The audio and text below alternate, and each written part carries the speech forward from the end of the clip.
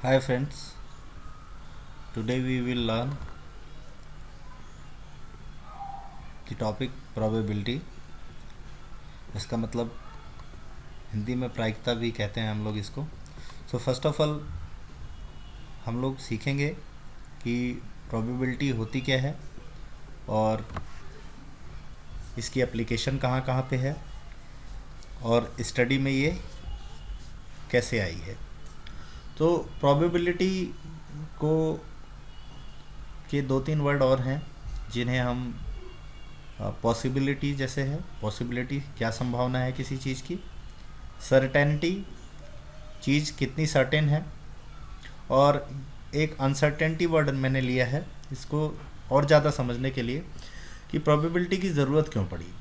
तो जैसा कि हम जानते हैं कि किसी भी चीज़ को होने या ना होने में जो भी प्रिडिक्शन हम करते हैं, जो भी संभावना हम लगाते हैं, उसे हम प्रोबेबिलिटी कहते हैं। जैसे कि एक गेम है और गेम में क्या क्या पॉसिबल चीज़ें हो सकती हैं, या तो हार सकते हैं हम, या तो जीत सकते हैं। This is the possibility. दो परिणाम हो सकते हैं, हम हार सकते हैं, विन हो सकते हैं, या लूज़ कर सकते हैं। तो अब सेम ऐसे ही जब हम एक कॉइन लेते हैं, जब हम कॉइन को टॉस करते हैं तो उसमें दो चीज़ें आ सकती हैं, या तो हेड आ सकता है या तो टेल आ सकता है। सेम जब हम एक डाई, जैसा कि आपने जब आप लूडो गोटी खेलते हैं तो आपने उसमें देखा होगा कि हम एक डाई को फेंकते हैं तो उसमें 1 2 3 4 5 6 ये 6 आउटकम्स होते हैं। तो अब हमें प्रोबेबिलिटी स्टडी की ज़रूरत क्यों पड़ी।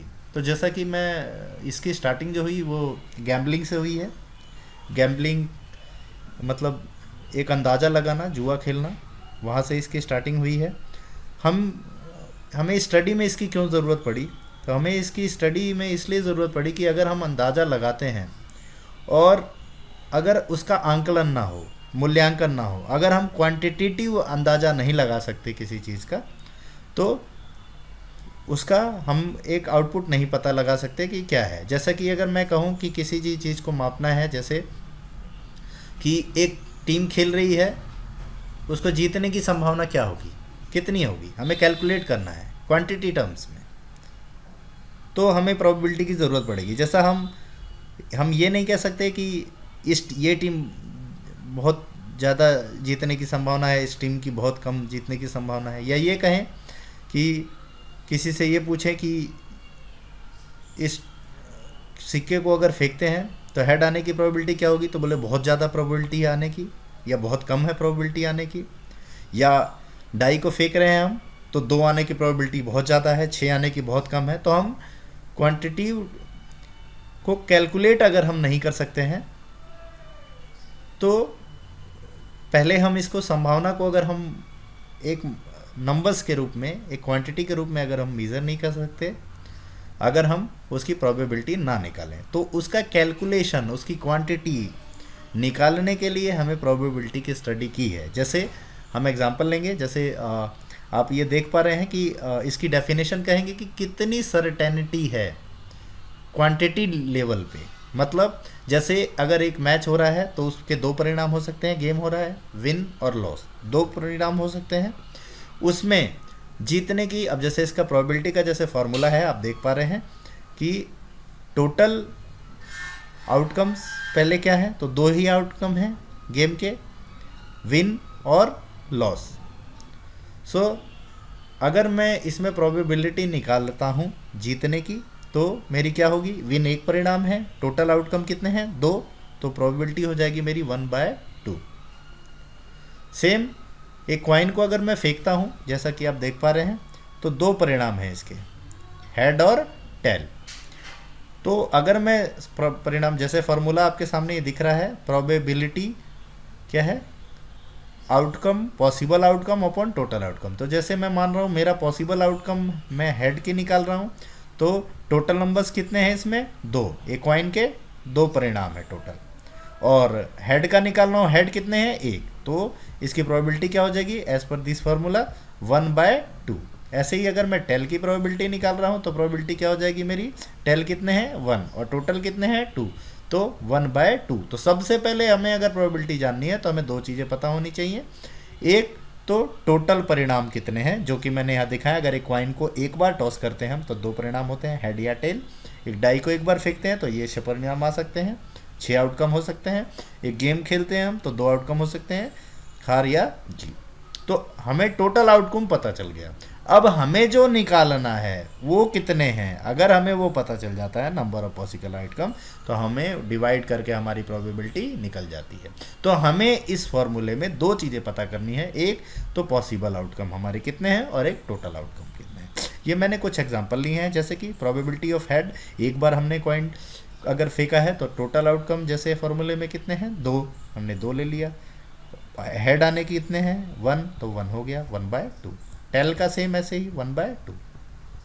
अब मैंने एक डाई फेंकी है और मुझे एक आने की प्रोबेबिलिटी निकालनी है, टोटल आउटकम मेरे है 6, तो 1 आने की प्रोबेबिलिटी क्या हो जाएगी 1/6। सेम ऐसे ही सारे एक एक ही हैं, एक बार ही एक टर्म्स है तो इसकी प्रोबेबिलिटी क्या हो जाएगी 1/6। सेम अगर मैं इसमें से कहूँ कि ऑड नंबर आने की, तो इसमें मैं देख रहा हूँ 3 ही ऑड नंबर है 1 3 5 और 3 ही इवन नंबर है 2 4 6। सो मेरी प्रोबेबिलिटी क्या हो जाएगी ऑड नंबर आने की 3/6, क्योंकि 3 आउटकम ऑड नंबर है। इवन तीनों में से कुछ भी आ सकता है, इवन 3 इवन नंबर है सेम 2 4 6, कुछ भी आ सकता है। प्रोबेबिलिटी मेरी हो गई 3/6। तो प्रोबेबिलिटी निकालने के लिए ये देखिए, जैसे कि अब मैं संभावना एक मैंने क्वांटिटी में आ गया है, इसलिए मैं उसे प्रोबेबिलिटी की ज़रूरत पड़ी कि मुझे अगर उसकी क्वांटिटी मेज़र करनी है कि उसकी क्या संभावना है, तो मुझे प्रोबेबिलिटी की स्टडी की ज़रूरत पड़ेगी। मैं ये नहीं कह सकता कि हेड बहुत ज़्यादा आ सकता है, कम आ सकता है, थोड़ा सा आ सकता है। मुझे क्वांटिटिव वैल्यू निकालनी है और सर्टेनिटी निकालनी है किसी भी संभावना की।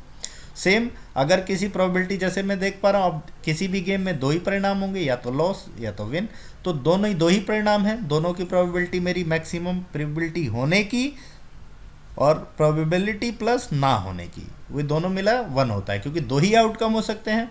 तो अगर मैंने एक एग्जांपल लिया है, अगर ये एक सम आ जाता है कि अगर प्रोबेबिलिटी विन करने की 0.30 है तो टोटल प्रोबेबिलिटी मेरी कितनी होती है 1, तो लॉस करने की निकालनी मुझे यहाँ से क्या आ जाएगा 1 माइनस विन, तो 1 माइनस मैं विन कर दूंगा और मेरी प्रोबेबिलिटी निकल जाएगी। ठीक है। सेम अब मेरे पास ये आप देख पा रहे हैं, ये कार्ड का है। कार्ड में देखिए कई बार क्या दिक्कत आती है कि बच्चों को कार्ड का आइडिया नहीं होता है। अगर उन्हें कार्ड का आइडिया लेना है, बेसिकली इसको समझ सकते हैं, अगर वो कार्ड के बारे में जानते हैं तो इससे उनकी प्रोबेबिलिटी का जो न्यूमेरिकल है वो आसानी से जान सकते हैं। तो कार्ड को हम बहुत आसान शब्दों में समझेंगे। हमारे 52 कार्ड्स होते हैं, जिसमें हाफ रेड होते हैं, हाफ ब्लैक होते हैं। ठीक है। फर्दर जो रेड कार्ड होते हैं वो 2 पार्ट्स में डिवाइड हैं, सेम ब्लैक 2 पार्ट में डिवाइड हैं, diamond, heart, club and spade. So 2 जो रेड हैं वो है डायमंड एंड हार्ट, एंड जो ब्लैक है वो क्लब और स्पेड। हिंदी में डायमंड को कहते हैं ईंट और हार्ट को कहते हैं पान, क्योंकि पान के शेप का होता है। ब्लैक में इसको चिड़ी को कहते हैं क्लब और हुकुम को कहते हैं स्पेड। तो हर कलर के 13 पत्ते होते हैं, टोटल पत्ते होते हैं 52, सॉरी हर नंबर जो है हमारे, जैसे मेरे 13 चौक मेरा 52 हो जाएगा ये। जैसे कि अब मैं पत्ते होते कितने तरीके के हैं, तो ये 13 तरीके के पत्ते होते हैं, 1 से लेके किंग तक की। एक जैसे आप देख रहे हैं कि मैंने 2 टर्म में डिवाइड कर रखा है, ए क्यू के जी, ए फॉर इक्का, के for king, Q for queen, J for मेरा गुलाम। सो ये मेरा सिपाही है, ये क्यू मेरा क्वीन है, ये मेरा राजा है, ये मेरा इक्का है, और ये 2 से 10 तक 9 पत्ते हैं। तो टोटल 9 और 4 13। हर पत्ते के एक कलर के 13 पत्ते, सॉरी एक जो मेरा ईंट है जैसे ये है, इस साइन के मेरे 13 पत्ते होते हैं। तो ऐसे ही टोटल 4 साइन होते हैं, डायमंड, हार्ट, क्लब, स्पेड 13, और 13 तरीके के हैं। ये हैं 4-4 होते हैं पत्ते एक चीज़ के। जैसे एक इक्का है तो एक इक्का होगा इस कलर का, एक इक्का होगा इस कलर का, एक इक्का ये, एक इक्का ये, तो 13 चौक 52 मेरे पत्ते हो गए। ठीक है, ओके, थैंक यू।